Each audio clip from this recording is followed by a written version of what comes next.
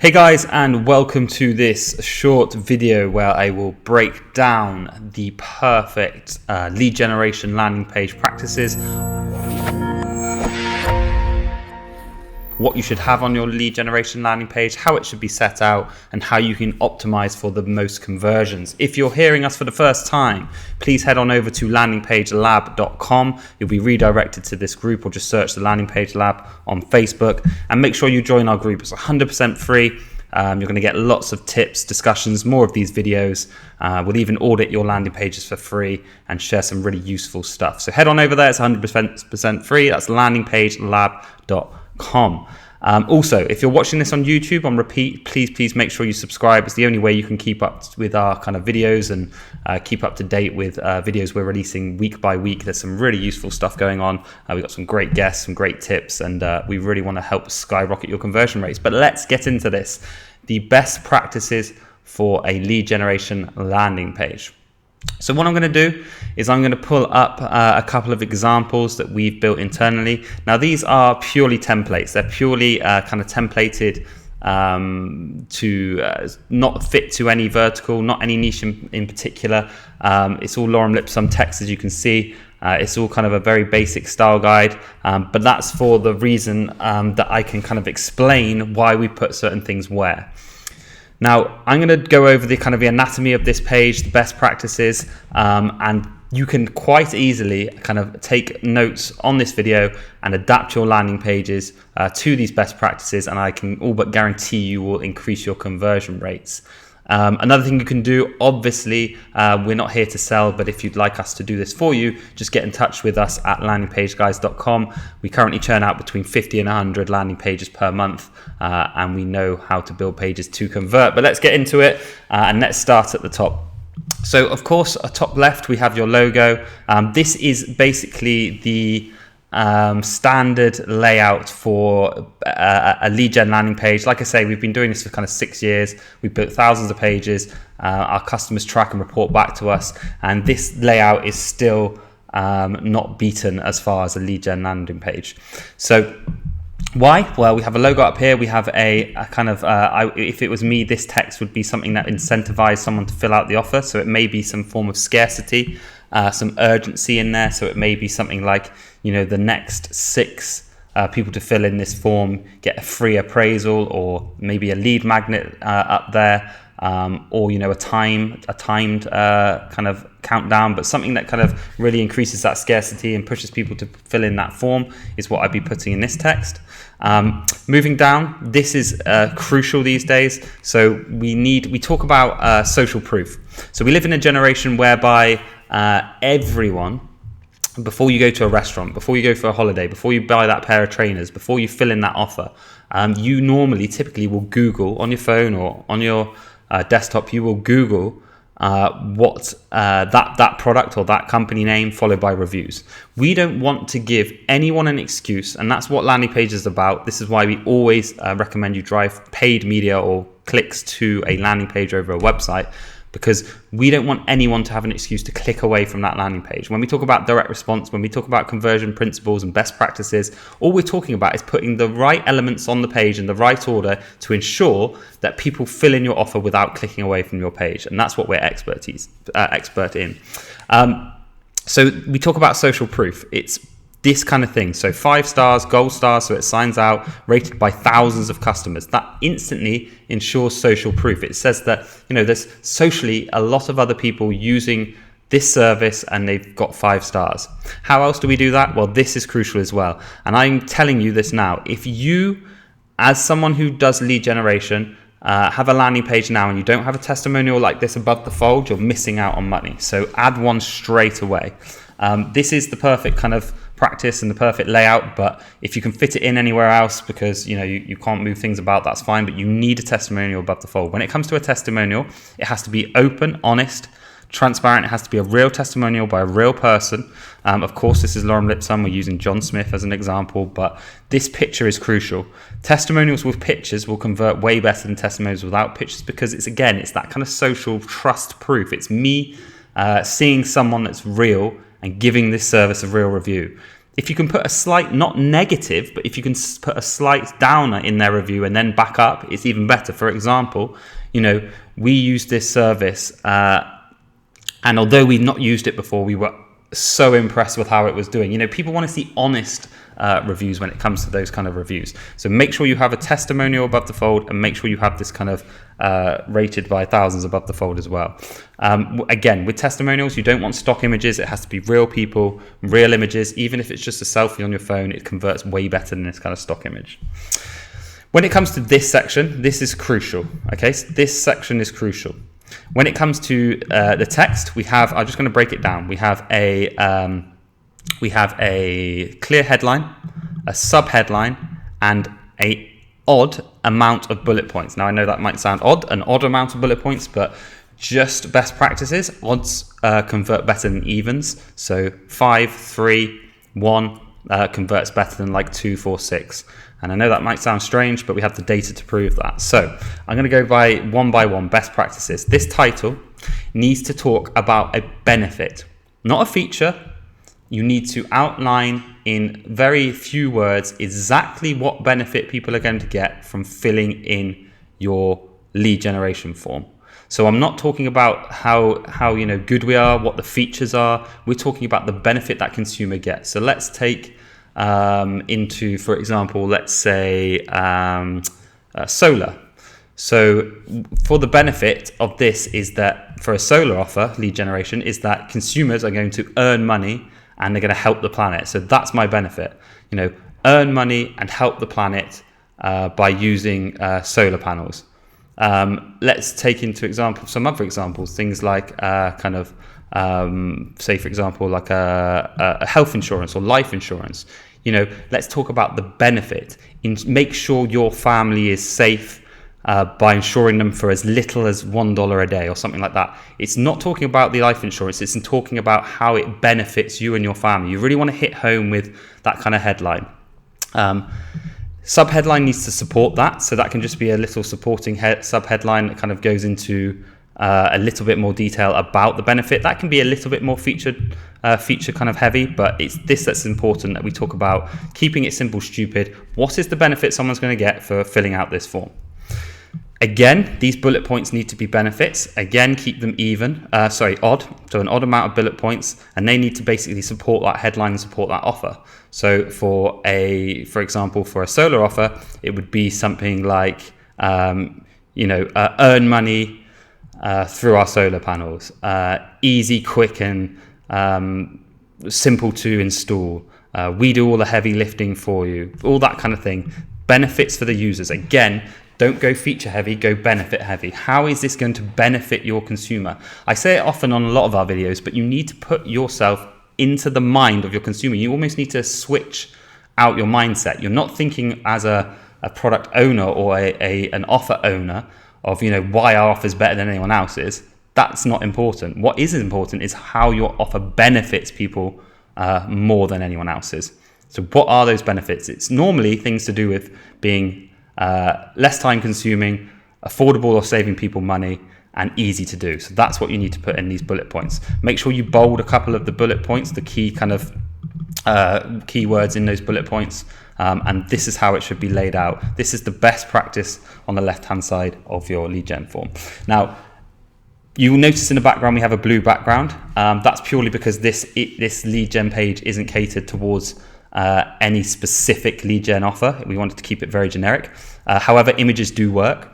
So if it was, again, for example, a solar or auto insurance or life insurance, you might want to put some, again, stay away from stock, put some real life kind of scenario in the background. So if it's life insurance, put a nice picture of a family playing on a beach, something that you can attach to. If it's solar, some solar panels on a house, a real house with solar panels on, is going to convert way better than kind of some stock of solar panels in the desert or something. It just doesn't work. You need to give people real life scenarios. Okay, so this background may be an image. You can keep it a solid color, that does work as well, but an image might work better. It may be worth split testing. But make sure you lower the opacity on that background so that this is the main font, the main standout point, the text. If you do have an image, make sure it's dark. Make sure it doesn't overshadow the text. This needs to be clearly outlined. One other thing I would maybe do above the fold, we haven't done it on this page just purely because it's not a page, again, catered towards a specific type of lead gen offer, but put some trust proof here, so seals, so trust seals. And what I mean by that is just here, we've left a gap for it because this is what we fill in. We let our consumers fill it in if they buy this template. We put in some trust seals. So let's say your company was featured in some magazines or on TV. You've seen it all the time, as featured in by Fox News, Entrepreneur, BBC, whatever it may be. Put them in here, grey them out, but it's that other a next kind of thing of trust down here. Moving to the right hand side, this is your form. Okay, so this is quite a standard form, but it does work, this kind of form. So enter your details below to find out if you qualify. So we've put a little bit of text in there. This subtext, I would put something like it only takes 2 minutes and is absolutely free, or something like that. Again, just talking, we see so many times forms without headlines or text or no cues or directional cues. These are crucial to kind of walk people through. Keep it simple, stupid. I'm going to repeat that quite a lot of time, but KISS is so important. You need to keep it simple, stupid. Tell people exactly what they're doing, where they're doing it, and walk them through it. So enter your details now to find out if you qualify. It takes a matter of minutes and is 100% free. Start below or something like that. Then we've just got obviously a kind of outline of basic forms. Again, keep these forms simple. You can see how this form sticks out. It's very, very clear that there's a form here. When it comes to the button, use descriptive call to actions. So you don't just want next on here or submit. That's boring. People don't do it. They're worried of what's coming next. Excuse me, just take a sip of drink. You want to use something that's descriptive and almost kind of walks people through the process. So, say for example, click here to see if you qualify, or click now for your free consultation, or whatever that may be on the next step. Always put an emoji on a button. I know it sounds stupid, but if you've watched my videos before. And by the way, if you want to see more videos like this, head on over to landingpagelab.com, join our free group, or make sure you subscribe on YouTube or hit up our YouTube channel and subscribe. We're doing these weekly, so lots of information for you. And we've got so many case studies of people watching these videos and literally trebling their conversion rates. Always use an emoji on a button. This pointing emoji works very well on forms. It suggests that you're going to a next step, and people rightly or wrongly associate with an emoji. So put that here. And that's kind of the skeleton of the best practices of a lead gen page above the fold. So we're going to take it down the page. Again, if you watch my videos before, we constantly preach the AIDA principle.